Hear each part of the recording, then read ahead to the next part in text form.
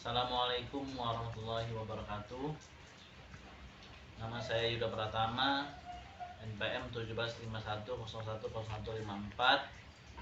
Prodi Ekonomi Syariah. Baiklah, di sini saya ingin membuat video tugas dari Kompre Kesyariahan, yaitu tentang riba, zakat, dan sholat. Yang pertama yaitu tentang riba. Di sini saya akan menjelaskan apa itu riba dan apa itu macam-macam riba. Riba memiliki 3 istilah, yaitu bertambah, berkembang, dan berlebihan. Secara umum, riba adalah mengambil kelebihan di atas modal dari yang membutuhkan dengan mengeksploitasi kebutuhannya. Selain istilah, ada 5 macam riba, yaitu riba nasi'ah, riba fadl, riba al-yad, dan riba qadar, dan riba jahiliyah. Berikut penjelasan 5 macam riba menurut Islam, yaitu yang pertama adalah riba nasi'ah. Riba nasi'ah yang pertama ini adalah seorang menghutangi uang dalam jumlah tertentu kepada seseorang dengan batas tertentu dengan syarat berbunga sebagai imbalan batas waktu yang diberikan tersebut. Misalnya, seseorang yang berhutang Rp 1000 yang mestinya dibayar dalam jangka waktu yang telah ditetapkan tidak dibayar olehnya pada waktu itu, maka bertambah besar jumlah hutangnya. Yang kedua, riba fadl. Macam riba selanjutnya yaitu riba fadl, merupakan tambahan yang disyaratkan dalam tukar menukar barang yang sejenis. Jual beli ini juga disebut sebagai barter tanpa adanya imbalan untuk tambahan tersebut. Yaitu yang ketiga adalah riba al-yad. Riba al-yad adalah riba dalam jual beli atau yang terjadi dalam pertukaran. Penukaran tersebut terjadi tanpa adanya kelebihan, namun salah satu pihak yang terlibat meninggalkan akad. Belum terlibat meninggalkan akad sebelum terjadi penyerahan barang atau harga. Yang keempat adalah riba qadar. Riba ini adalah riba dalam utang piutang, yaitu dengan mengambil manfaat atau tingkat kelebihan tertentu yang diisyaratkan kepada penerima utang atau mutakir. Yang kelima yaitu riba jahiliyah. Macam-macam riba menurut Islam yang terakhir adalah riba jahiliyah, yaitu penambahan utang lebih dari nilai pokok dalam utang piutang karena penerima utang tidak mampu membayar utangnya secara tepat waktu. Yang selanjutnya adalah dalil dan hukum tentang riba. Anjuran menghindari riba merupakan salah satu perintah Allah. Maka dari itu, hukum tentang riba terdapat dalam ayat Al-Quran. Berikut dalil-dalil hukum riba. Yang pertama adalah surat Al-Baqarah ayat 276 yang berbunyi, yamhaqullahu riba wa yurbis sadaqat wallahu la yuhibbul kulla kaffaril asih. Artinya, Allah memusnahkan riba dan menyuburkan sedekah, dan Allah tidak menyukai setiap orang yang tetap dalam kekafiran dan selalu berbuat dosa. Dan yang kedua adalah surat Al-Baqarah ayat 278 yang berbunyi, ya ayyuhalladzina amanu taqullaha wa dharu ma baqiya minar riba wa in kuntum mu'minin. Yaitu artinya, hai orang-orang yang beriman, bertakwalah kepada Allah dan tinggalkanlah sisa riba. yang belum dipungut jika kamu orang-orang yang beriman. Yang ketiga adalah An-Nisa ayat 161 yang berbunyi wa akhdihim murrabau wa qadnu anhu wa aqlihim amwalan nasi bil batili wa a'tadna lil kafirina minhum azaban alima. Artinya, dan disebabkan mereka memakan riba padahal sesungguhnya mereka telah dilarang daripadanya, dan mereka memakan harta benda orang dengan jalan yang batil. Kami telah menyediakan untuk orang-orang yang kafir di antara mereka yaitu siksa. Kafir itu siksa yang pedih. Menurut surat Al-Baqarah ayat 275 adalah riba adalah perbuatan yang diharamkan dalam Islam. Ada banyak tampak buruk jika riba terus dilakukan. Misal saja membuat orang menjadi tamak dan serakah terhadap harta. Riba juga akan menyulitkan seseorang dan melahirkan permusuhan.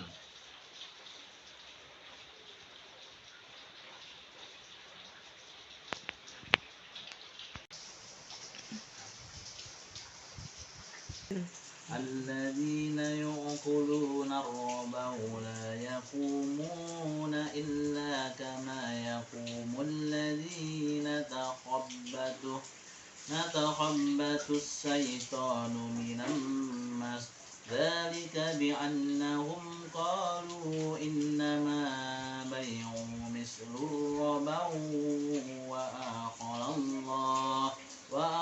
الله بيعا وحرم الربا ومن جاءه موعظة من ربه فانتهى فله ما سلف وأمره إلى الله ومن عاد فأولئك أصحاب النار هم فيها خالدون. Yaitu artinya orang-orang yang memakan dan mengambil riba tidak dapat berdiri melainkan seperti berdirinya orang yang kemasukan setan lantaran tekanan penyakit gila. Keadaan mereka yang sedemikian itu adalah disebabkan mereka berpendapat sesungguhnya jual beli itu sama dengan riba, padahal Allah telah menghalalkan jual beli dan mengharamkan riba. Orang-orang yang telah sampai kepada larangan dari Tuhannya lalu terus berhenti dari mengambil riba, maka baginya apa yang telah diambil dahulu sebelum datang larangan dan urusannya terserah kepada Allah. Orang yang mengambil riba, maka orang itu adalah penghuni.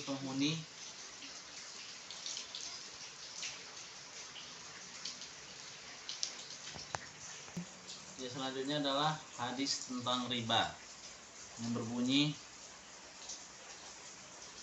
An Safid bin Zaid an-Nabiy sallallahu alaihi wasallam annahu qala min barrabahis istitalahu fi irdi muslimi bi ghairi haqqan wa inna hadhihi rahimasidan natun mir rahmati faman qata'aha harramallahu alaihi jannah.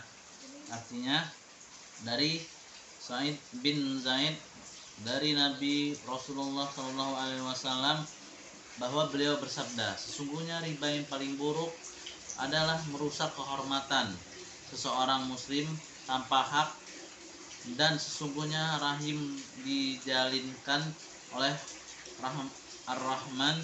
Barang siapa yang memutuskan, niscaya Allah mengharamkan baginya surga.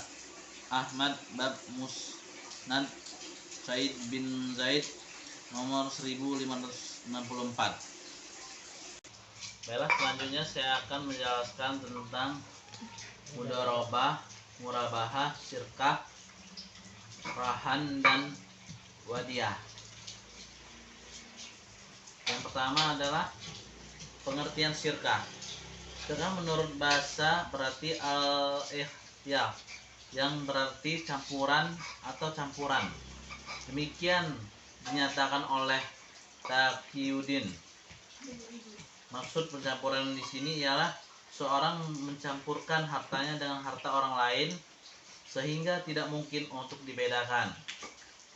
Menurut istilah yang dimaksudkan dengan syirkah, para fuqaha berbeda pendapat sebagai berikut.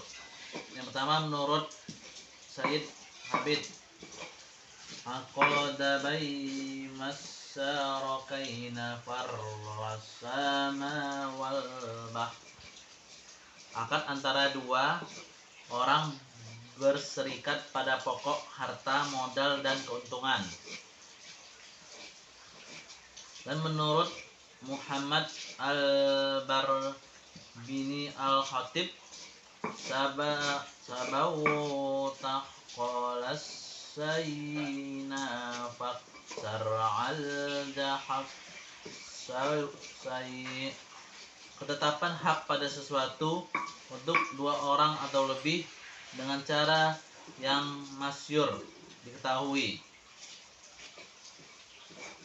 Setelah diketahui definisi syirkah, menurut para ulama-ulama, kiranya dapat dipahami bahwa yang dimaksud syirkah adalah kerjasama antara dua orang lebih dalam berusaha, yang keuntungan dan kerugiannya ditanggung bersama. Yang selanjutnya adalah rukun-rukun dan syarat syirkah. Rukun syirkah diperselisih oleh para ulama. Menurut ulama Hanafiyah, bahwa rukun syirkah ada dua, yaitu ijab dan qabul. Ijab qabul yang menentukan akan adanya syirkah. Syirkah yang berhubungan dengan syirkah menurut Hanafiyah dibagi menjadi 4 bagian sebagai berikut. Yang pertama, suatu yang bertahlian dengan semua bentuk syirkah, baik dengan harta maupun dengan lainnya. Suatu yang bertalian dengan harta, dalam hal ini terdapat dua perkara yang harus dipenuhi, yaitu modal dalam syirkah mufadwahah harus sama. Yang dijadikan modal ada ketika akad dilakukan, baik jumlahnya sama ataupun berbeda. Suatu yang bertalian dengan mufadwahah disyaratkan modal dalam syirkah muhadwadah harus sama. Selanjutnya bagi yang bersyirkah ali untuk wakalah. Dan selanjutnya bagi yang dijadikan objek akad disyaratkan syirkah umum, yakni pada semua macam jual beli atau perdagangan. Macam-macam syirkah. Menurut Hanafiyah, secara garis besar syirkah dibagi menjadi dua, yaitu syirkah milik dan syirkah uqud. Syirkah milik juga dibagi menjadi dua macam, syirkah milik jabar dan syirkah milik ikhtiar. Syirkah uqud dibagi menjadi 3 macam, yaitu syirkah uqud amal, syirkah uqud al-abdan, syirkah uqud al-wuhud.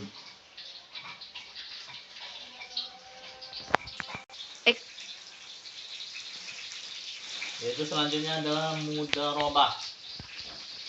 Mudarabah adalah bahasa penduduk Irak dan Sirah atau muqaradahah, bahasa petunjuk hijat, namun pengertian kirad atau mudhaharah adalah satu makna.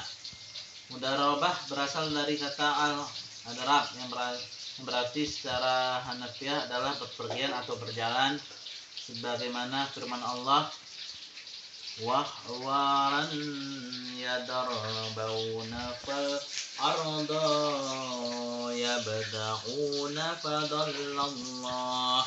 Dan yang lainnya berpergian di muka bumi, ini mencari karunia Allah. Yaitu selanjutnya dasar hukum mudarabah. Hukum mudarabah atau syirat adalah mubah. Mubah adalah hukumnya ialah sebuah hadis yang diriwayatkan oleh Ibnu Majah dari Suwaib radhiyallahu anhu bahwa sanya Rasulullah Shallallahu alaihi wasallam bersabda, salat safaihanal barakatad il arjal wa tanqaradataw khatabar bas'ayar labta wal adba. Ada 3 perkara yang diberkati: jual beli yang ditangguhkan, jual beli modal, jual beli yang mencampur gandum dengan jelai untuk warga untuk yang dijual. Diriwayatkan dari Daruqutni bahwa hakim Islam apabila sembari modal kepada seseorang, dia mensyaratkan harta jangan diberikan untuk membeli binatang, jangan kamu membawa ke laut, dan jangan kamu membawa menyeberangi sungai. Apabila kamu melakukan salah satu dari larangan itu, maka kamu harus bertanggung jawab pada hartaku. Rukun dan syarat mudharabah. Menurut rukun dan syarat mudharabah, menurut ulama Syafi'iyah, rukun-rukun qirat ada 6, yaitu pemilik barang yang menyerahkan barang-barangnya. Ada 6, yaitu pemilik barang yang menyerahkan barang-barangnya, orang yang bekerja, yaitu mengelola barang yang diterima dari pemilik barang. Yang ketiga, akad mukharabah, dilakukan oleh pemilik dengan mengelola. Yang keempat yaitu mal atau harta pokok modal. Yang kelima, amal, yaitu bekerja mengelola harta sehingga menghasilkan laba. Yang keenam, keuntungan menurut Said Habib. Ini adalah musakah. Pengertian musakah diambil dari kata al-saka, yaitu seorang bekerja pada pohon tamar, anggur, atau pohon-pohon yang lainnya supaya mendatangkan kemaslahatan dan mendapatkan bagian tertentu dari hasil yang diurus sebagai imbalan. Menurut istilah al-musakah didefinisikan oleh para ulama sebagai berikut. Menurut Abdurrahman al-Ghairi, al-musakah ialah akad untuk memelihara pohon kurma, tanaman, dan yang lainnya dengan syarat-syarat tertentu.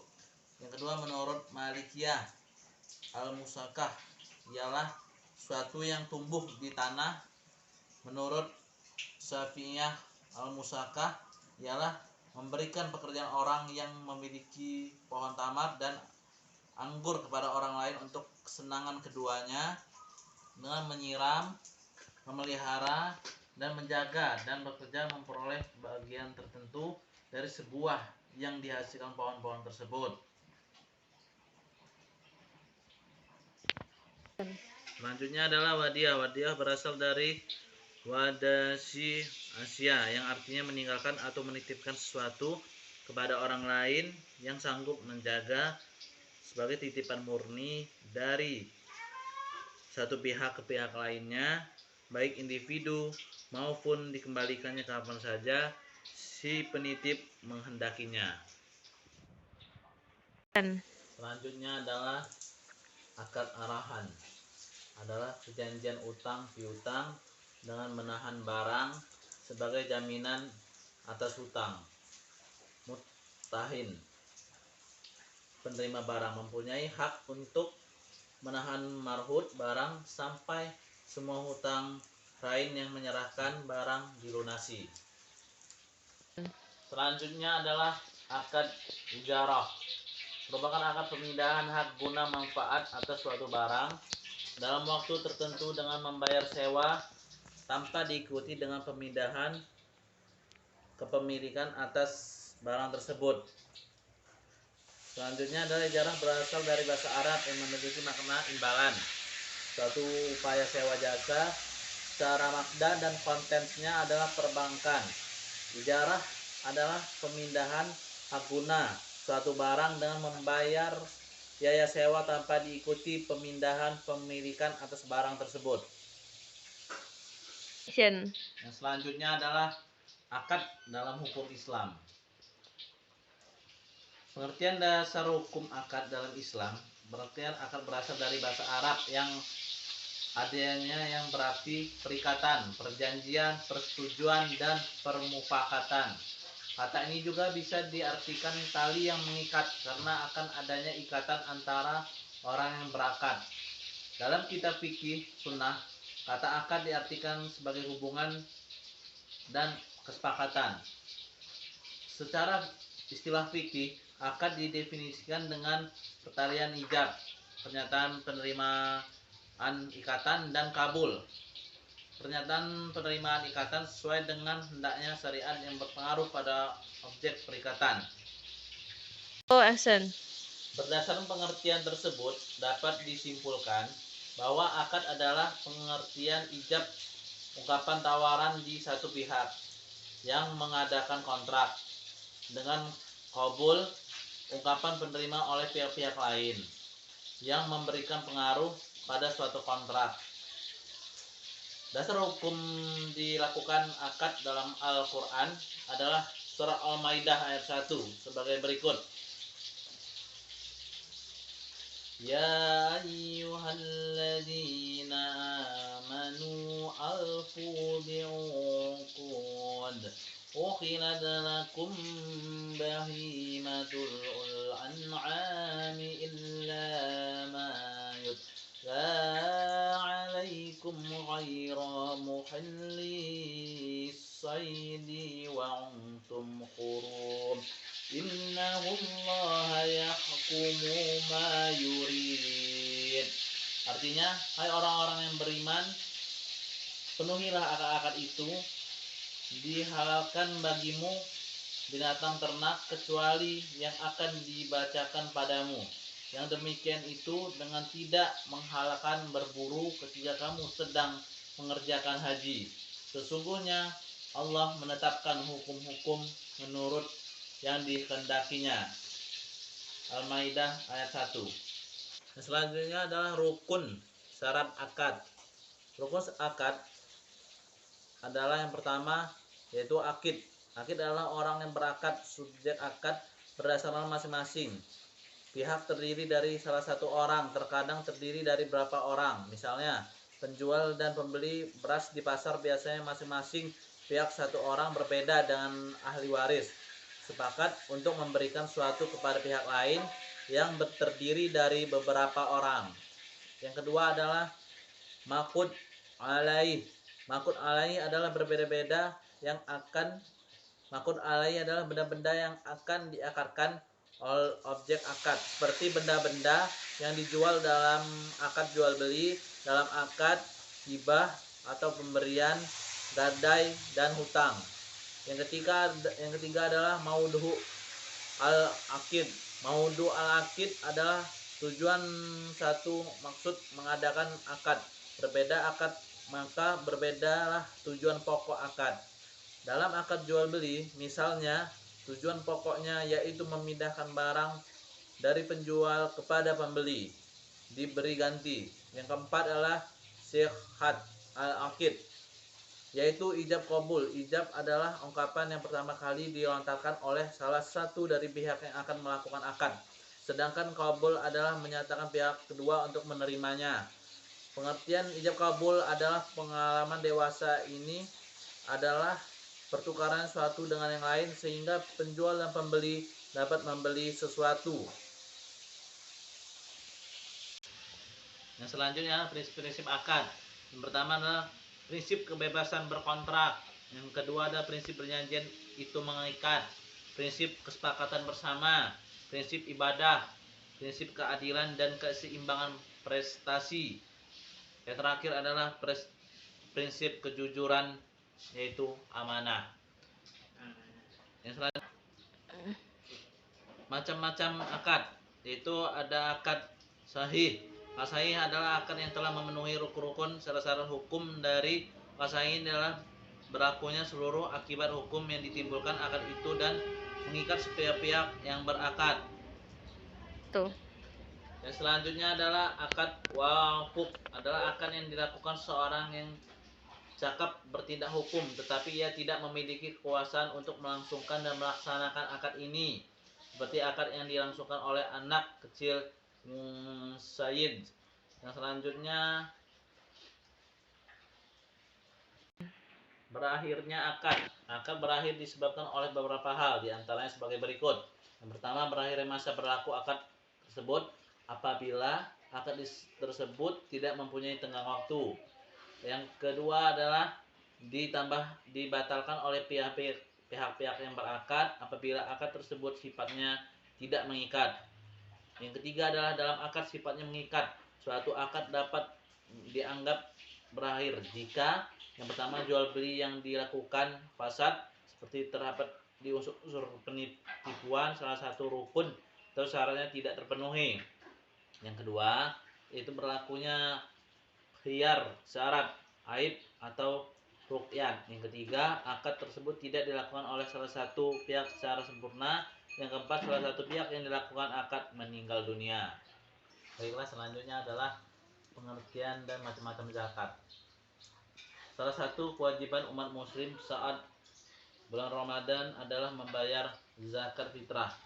Tapi tahukah kalau zakat itu banyak macamnya? Inti tujuan dari berzakat bukan sekedar menunaikan kewajiban, tetapi juga untuk membersihkan harta, mensucikan diri, serta berbagi dengan orang-orang yang membutuhkan. Selanjutnya adalah macam-macam zakat. Zakat terdiri dari dua macam, yaitu yang pertama adalah zakat fitrah. Adalah zakat yang wajib dikeluarkan oleh umat muslim menjelang hari raya Idul Fitri atau pada bulan Ramadan. Zakat fitrah dapat dibayar dengan setara 3,5 liter atau 3,5 kg makanan pokok dari daerah yang bersangkutan. Makanan pokok dari daerah yang bersangkutan, makanan pokok di Indonesia adalah nasi atau beras. Maka yang dapat dijadikan sebagai zakat adalah berupa beras. Yang kedua adalah zakat mal.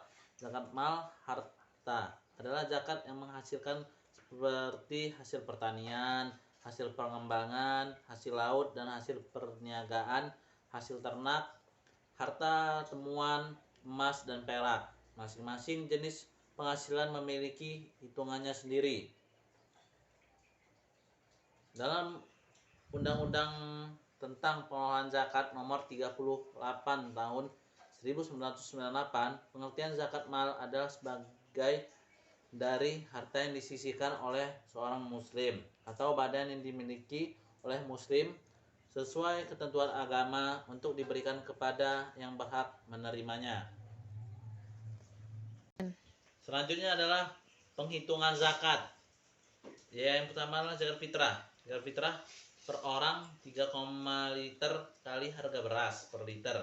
Contoh, harga beras yang bisa kamu makan sehari Rp 10.000 per liter. Maka zakat fitrah yang harus dibayar per orang sebesar 35.000. Jika dihitung dari segi berat, maka zakat fitrah per orang 2,5 kg kali harga beras per kg. Yang kedua adalah zakat mal. 2,5% kali jumlah harta yang tersimpan selama 1 tahun. Menghitung hisab zakat mal 58 kali harga emas pasaran per gram. Contoh, Umi punya tabungan Rp 100 juta, deposito rupiah 200 juta, rumah kedua yang dikontrakan senilai Rp 500 juta, dan emas perak senilai rupiah 200 juta. Total harga yang dimiliki rupiah. Semua harta sudah dimiliki sejak 1 tahun. Misal harga 1 gram emas sebesar rupiah 600.000, maka batas nisab zakat mal 85 kali rupiah 600.000. Rupiah 51 juta karena harta Umi lebih dari limit nisab, maka ia harus membayar zakat mal sebesar Rp 1 miliar kali 2,5%, yaitu sama dengan rupiah 25 juta per tahun. Ini adalah zakat penghasilan. Untuk mengetahui cara penghasilanmu, kurangi total pendapatan dengan utang, lalu hasilnya dikali 2,5%. nisab zakat penghasilan adalah 520 kali harga barang makanan pokok. Contoh, Imran menerima gaji bulanan rupiah 7 juta, punya utang cicilan motor sebesar Rp 1 juta, maka sisa penghasilan tersebut masih Rp 6 juta. Di sisi lain, rata harga beras 1 kilo adalah rupiah 10.000. Jadi batas nisab zakat penghasilan 520 kali rupiah 10.000 sama dengan rupiah 5,2 juta.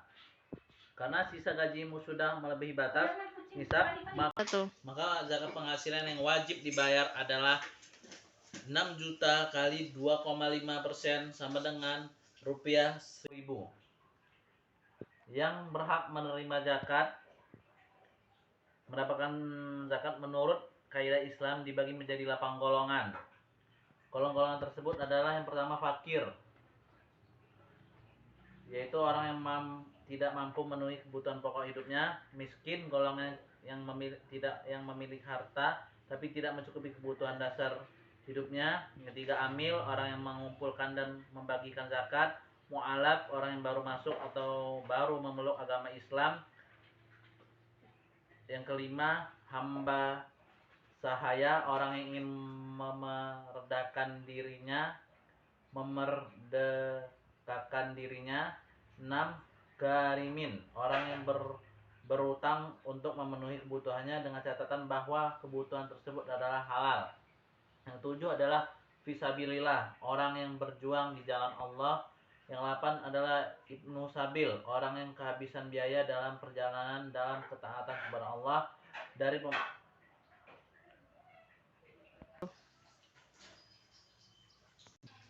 Di dalam Al-Quran Allah Subhanahu wa ta'ala berfirman dalam ayat Al-Taubah ayat 103 sebagai berikut. Khudh min amwalihim wa sadaqatan tutahharuhum wa tuzakkihim biha wa shalla 'alaihim inna salawataka sakanun lahum wallahu sami'un alim.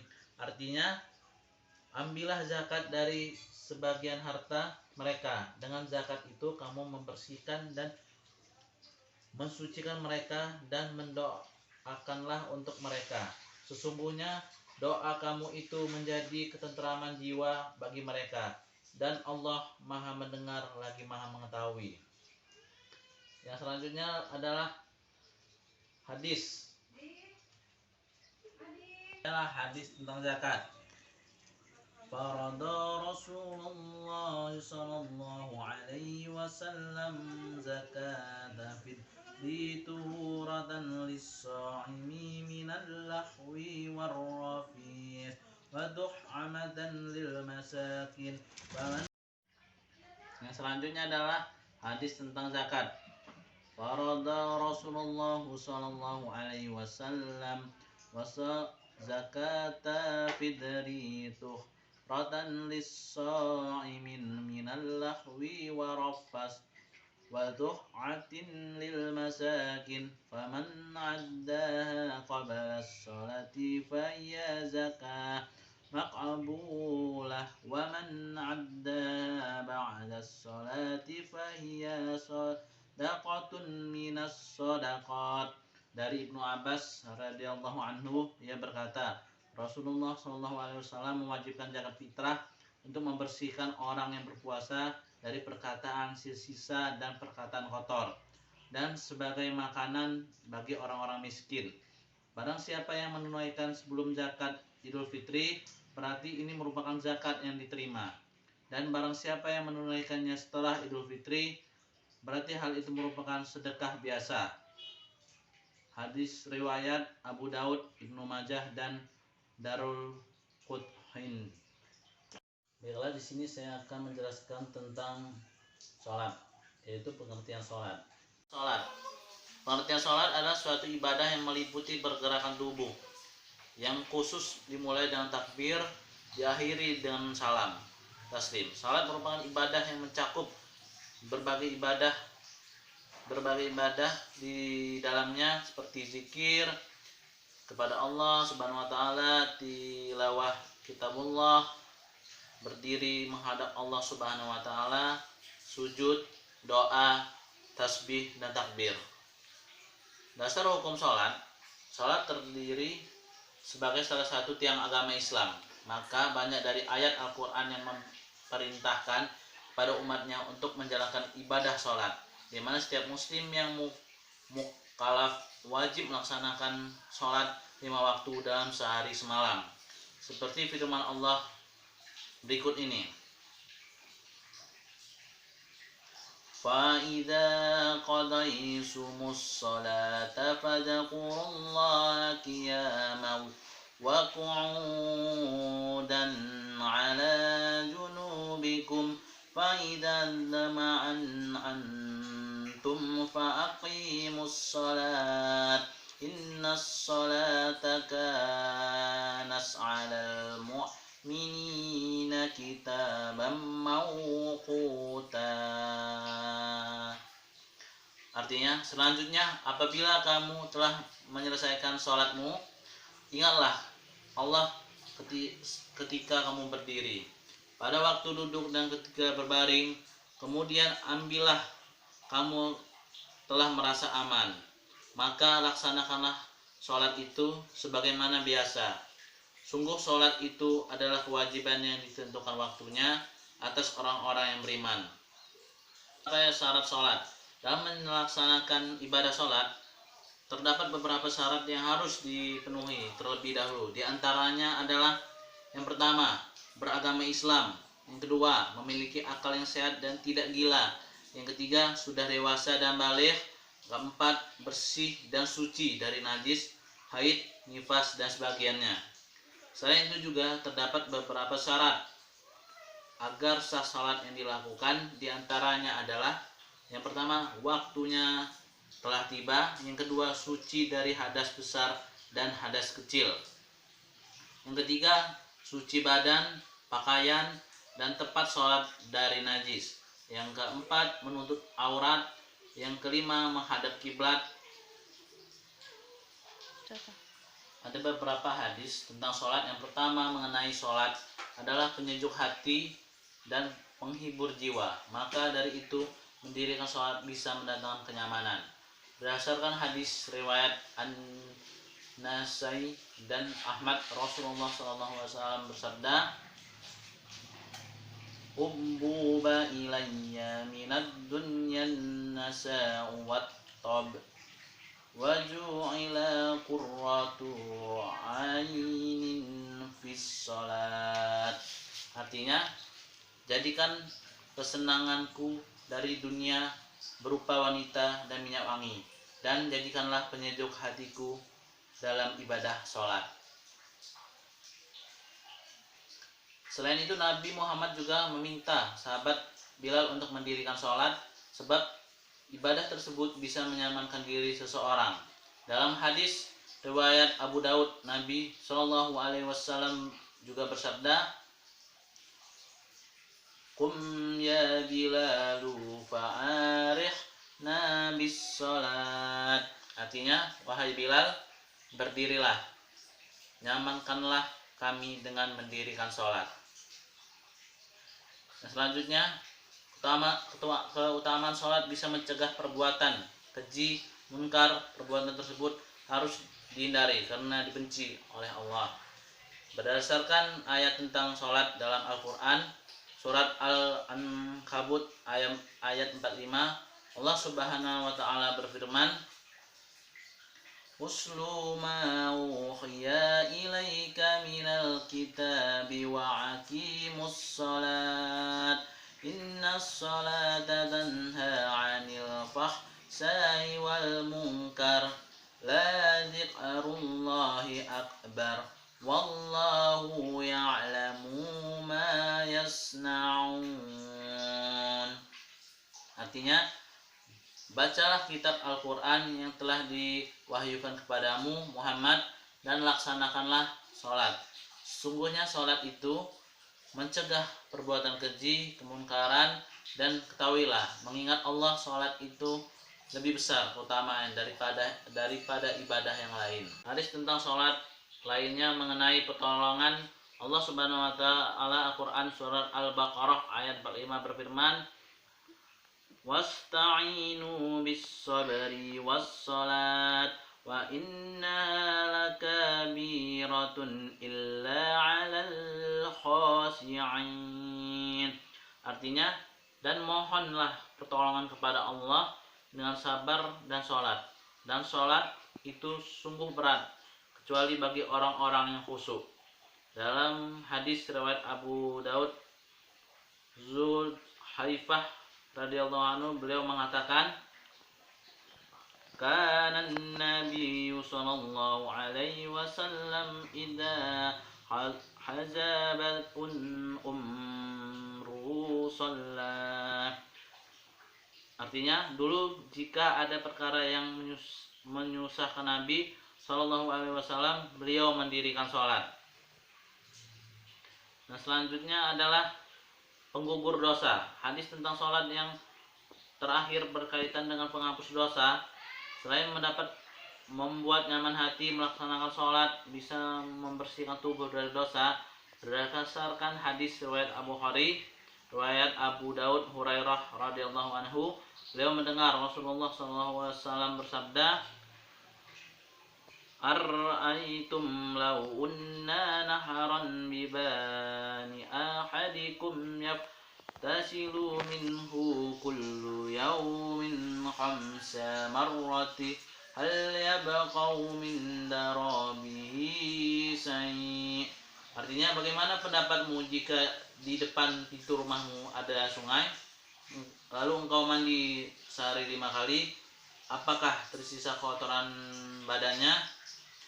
Para sahabat menjawab, la yabqa min daranihi sayd. Artinya, tidak akan tersisa kotoran sedikitpun di badannya. Rasulullah SAW pun bersabda, fadzalika masalus sholawati khamsi yamkhulhu bihinnal khotoya. Artinya, itu adalah misal untuk sholat 5 waktu. Dengan sholat 5 waktu, Allah Ta'ala menghapus dosa-dosanya. Selanjutnya adalah kebaikan yang banyak. Itu berdasarkan hadis riwayat dari Abdullah bin Umar radhiyallahu anhu, Nabi SAW mengingatkan tentang sholat pada suatu hari, kemudian berkata, man hafadha 'alaiha nasalahu nuran fa burhanan fanajatan yaumal qiyamah wa man lam yuhafidhu 'alaiha lam yakun lahu nur wala burhan wala najat wa kana yaumal qiyamati ma'a qarun wa fir'auna wa hamana wa abayy ibni khalaf. Artinya, barang siapa saja yang menjaga sholat, maka dia akan mendapatkan cahaya, petunjuk, keselamatan pada hari kiamat. Sedangkan siapa yang tidak menjaga sholat, dia tidak akan mendapatkan cahaya, petunjuk, dan keselamatan. Dan pada hari kiamat nanti, dia akan dikumpulkan bersama dengan Qarun, Fir'aun, Haman, dan Ubay bin Khalaf. Baiklah, sekian dari saya tentang sholat.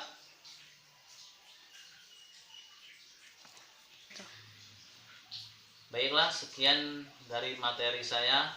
Apabila ada kesalahan, saya mohon maaf, dan kepada Allah saya mohon ampun.